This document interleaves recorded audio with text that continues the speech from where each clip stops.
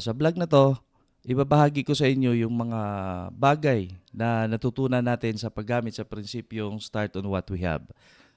Tapusin mo yung video na 'to, dahil ibabahagi ko sa inyo yung mga importanteng bagay na natutunan natin sa pag-execute gamit ang prinsipyong start on what we have. Siya nga pala, ako si John Ray Gumahad, ang founder, president at CEO ng GNB Dynamics Corporation. Meron na tayong 9 years na experience pagdating sa printing business. So bago ang lahat, ikukwento ko muna sa inyo yung mga experience natin o kung saan ko ginamit yung prinsipyo natin yung start on what we have. Yun nga, lagi ko kunikwento sa inyo nung nag-umpisa ako. Hindi talaga pera o yung naging puhunan ko. So, ang naging puhunan ko noon, at meron akong maraming time. So, kaya lagi ko kunikwento yon dahil ginagamit ko talaga yung prinsipyo na to. So ito sa ano na to, ikukuwento ko sa inyo yung experience ko nung 2023, actually last year lang siya, October. Yan, ito 'yon. Binigyan kami ng isang challenge or binigyan kami ng tiwala ng Vista Malls sa pagdating sa mga Christmas collaterals nila. Actually, it's a good problem dahil trabaho to eh. Pero nagamit ko talaga yung prinsipyo ng start on what we have dito. Unang-una, ang problema ko dito ay wala akong malaking space. So, pinagawa po kami ng ayan, yung malalaking bears na pang centerpiece nila. Ang height po niyan ay 3 meters, merong 4 meters. So, 23 piraso po yan. So, saan ko po gagawin yan o saan ko gagamitin? Problema po sa akin yon. And then, at the same time, yung mga tao ko po, hindi din po skills sa paggawa ng mga ganyan. At the same time, pondo, kasi nga hindi naman tayo naka-terms or hindi tayo, natawag nito, hindi tayo nakakautang sa hardware. Mostly po ng mga materials niyan is bakal. So, isa po yun sa mga malalaking problema. Ang ginawa ko that time, in-evaluate ko kumpanya, in-evaluate ko kung kaya ko ba, ah, based doon sa requirements ng client. So, nagawan ko naman siya ng execution plan kung paano gawin, saan ko anuhin, paano ko ayusin kung kulang yung mga tao, anong makinarya na kailangan kong bilhin. So nag-come up ako sa, sige, kaya natin yan. Ito yung naging solusyon namin. Ginawan ko ng sample and then yung pagkatapos ng isang prototype, na nabuo ko yung plano kung paano ko yun siya buuhin. Paano ko gawin, paano ko pabilisin yung mga pag-fabricate. So, kailangan kasi dito yung 23 piraso na yan, kailangan magkakamuka. Pare-pareho hugis, pare-pareho po siya ng height. Lahat dapat pareho. So, may ibang concern pa. At the same time, yung lead time natin, parang 3 weeks lang namin, 3 weeks lang to binigay sa amin eh. Kaya, napaka-challenging. Tayo naman, ah, naano naman tayo dyan eh, na-practice na natin yung mga gano'n na pagdating sa mga bagay na yan, paano natin solusyonan. So, eto, yan, yung mga videos na yan, yan yung mga nagawa natin. Ito yung gusto nila, movable, magaan, yung nakikita nyo sa video. Nabubuhat po yung ulo. Tapos parte-parte po yan. Ayan siya, dito siya, nakita nyo sa picture, sa malls po yan. Indoor, tapos outdoor, na ayun, pwede nila malipat-lipat. So ito yung execution na ginawa natin. Station by station, iba yung nabuo, iba yung fabricator ng pagbuo ng actually may vendor tayo, dalawang vendor binili natin para mahabol natin yung lead time. Iba-iba siya station by station hanggang sa dito sa dulo. Yun yung finished product na. Iba yung nagpuputol, iba yung nagbe-bend, iba yung nagwe-welding sa part na to, iba rin yung nagbubuo, and then iba yung gumagawa ng bracket, iba rin yung babalot ng screen, iba rin yung nagbabalot ng turf grass, and the same time yung mata, iba rin yun, yung tenga, and then hanggang sa finished product na. So, ayun, sa awa ng Diyos, nagawa naman natin, na-execute na natin ng maayos at natuwa naman sa atin yung kliyente. So, gamit ang start ano talaga, kung ano lang meron tayo, hindi tayo naghanap ng wala. Ah, kung ano lang ang kaya nating i-execute. So, ang importante, ma-practice natin yung start on what we have. Dahil yan sa, nung umpisa pa lang, ginamit ko yung prinsipyo na yan. So, share ko sa inyo yung mga importanteng bagay na natutunan ko sa paggamit ng start on what we have. Unang-una ay yung mga problema ay problem turns to challenges. Dahil sa paggamit ng prinsipyo na yan, napapractice natin. Hindi tayo, dahil may mga problema, challenge na yung tingin natin doon. Kasi alam natin, kaya natin yan.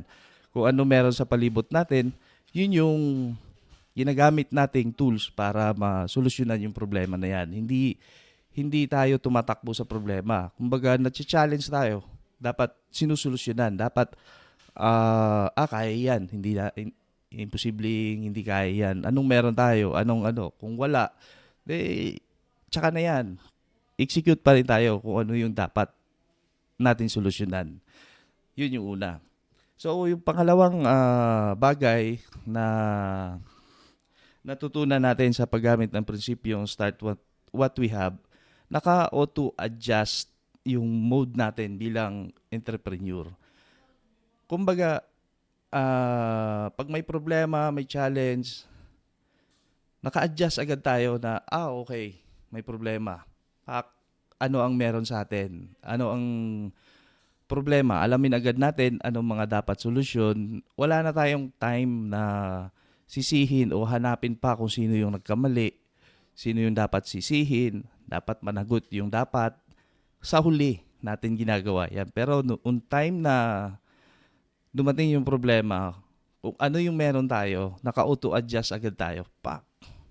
Automatic, solusyon agad yung hinahanap natin. So, yan yung isa sa mga bagay na natutunan ko sa paggamit ng start on what we have. And then yung pangatlong bagay na natutunan ko sa paggamit ng start on what we have is yung nagiging fearless ka.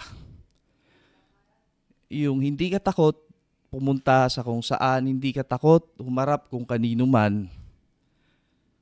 Basta hindi ka natatakot, maging tapat ka lang, dala yung sarili mo. Pagdating doon, bahala na, susolusyonan natin yan. Kung hindi kaya, sabihin natin, sige, balikan natin yan, sir. O ano bang dapat na gusto mo dyan? Parang ganun lang. Hindi tayo takot. Kasi meron tayong mga experience na before na pwede natin gamitin sa pagharap ng mga challenges na yan. So, magiging fearless tayo. So, ang pang-apat na bagay na natutunan ko din sa paggamit ng start on what we have is yung mga imposibleng bagay o imposibleng trabaho, naging posible pa yan sa atin. Dahil nga hindi tayo nakatutok sa wala. Kung ano lang meron tayo, yun yung pinapagana natin, yun yung ginagamit natin, minamaximize natin yun kung ano pa yung kakayahan natin nung bagay na yan. Hindi yung dahil yan lang siya, wala na tayong magagawa. So tayo, bilang entrepreneur, napapractice talaga yung creative mind natin.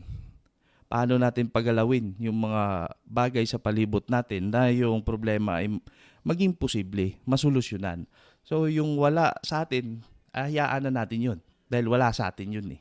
So, nagagawa natin ng paraan. So ang importante dyan, lagi sabihin natin kaya. Kaya yan. Kung alamin mo kung anong meron sa atin. Ilan ba tayo? Yun, yung ginawa ko doon sa Bears. Actually, umayaw na kami noon eh.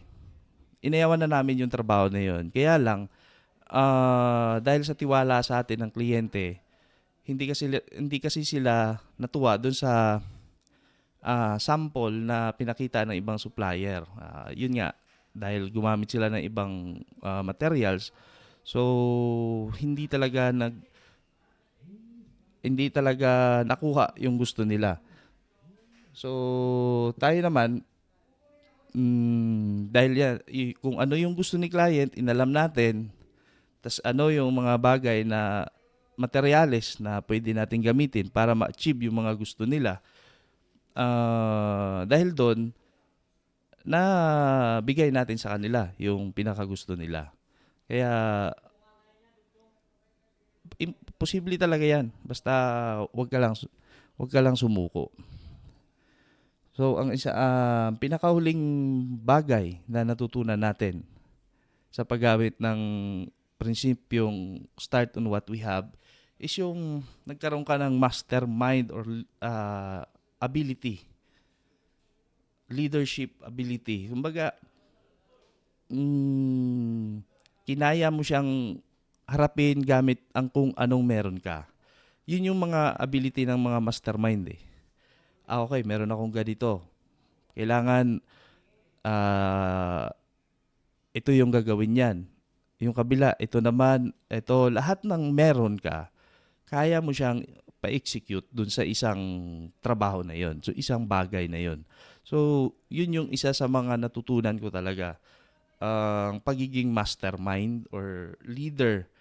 Although hindi naman tayo ganun kagaling, hindi naman tayo ganun ka master, pero sigurado ako meron tayong ability na natutunan doon. Naging mastermind tayo, kaya meron tayong kumpanya, meron tayong negosyo ngayon. Kasi kung hindi ka magaling doon, mahirap magpatakbo ng isang negosyo. Although, along the way, natutunan pa rin naman natin yan. Kailangan lang natin tuloy-tuloy talaga. So, yun yung mga 5 bagay na natutunan natin sa pag-execute ng start on what we have. Bakit ba natin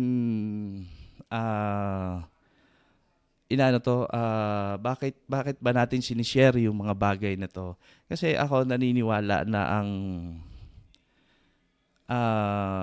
ang pagnenegosyo o bilang isang entrepreneur ay malaking bagay talaga sa pagsolusyon ng mga problema, lalo na sa bansa natin. Kung ano man yung dapat natin ayusin, entrepreneur lang talaga ang isa sa may kakayahan na ayusin yung mga problema na yan. Kaya pala, samahan nyo ko sa page, sa Creative Mind Studio, like and share nyo na yun. And then sa YouTube channel natin, John Ray Gumahad, pa-like na rin and pa-subscribe, papindot po yung bell icon para sa ganun ma-update po kayo kung meron tayong mga bagong upload about po sa printing business at the same time sa pagninegosyo. Yun, basta wag lang tayo talaga sumuko. Bilang entrepreneur, normal yan sa atin na magkaroon ng problema, i-accept natin, and then inspired tayo harapin yan dahil yan yung pinakatrabaho natin. Wag na wag tayong susuko. Lagi naman may mga failure tayo. Normal sa atin yan. At sa akin, tinitreasure ko yung mga failure na yan. Kasi yan yung mga bagay na nagtuturo sa atin. Bakit tayo na failure? So, ini-evaluate natin. At doon tayo natututo dahil sa mga failure na yun. Kaya,